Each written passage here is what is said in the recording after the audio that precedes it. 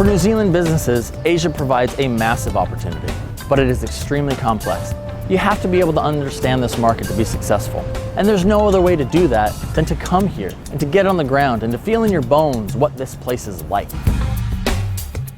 On the Opening Doors to Asia tour, ANZ brought 19 customers from diverse industries in New Zealand to Shanghai to introduce to them the market here, to learn on the ground what the possibilities are in this growing and massive market.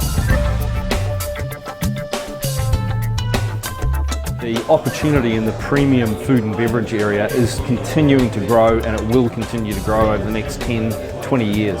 But we're also seeing other areas, so environmental protection is becoming very, very important for China. There's an aging population and a much improved focus on providing healthcare services for the Chinese population. And so there are massive opportunities emerging in those areas as well. Chinese consumers are extremely concerned about safety and trust. And one element of supporting that is about pure and natural, and this is something a New Zealand company can offer.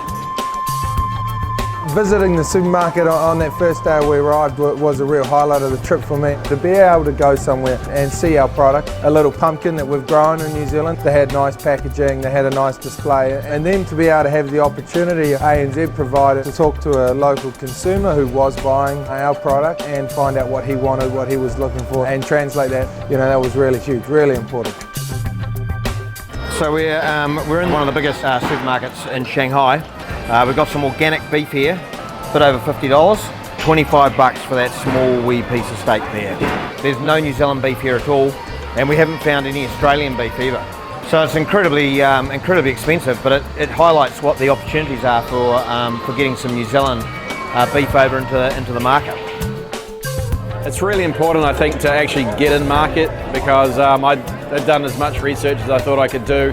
Talk to people from around the world that I know had come to Shanghai, but you've got to be on the ground to actually experience it firsthand, because you can't do that on the internet. You've got to come here and live it.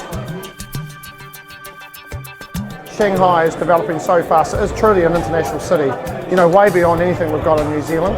It's a great place to do business. The people are nice. You can actually get around the city as well for 22 million people, which is really impressive.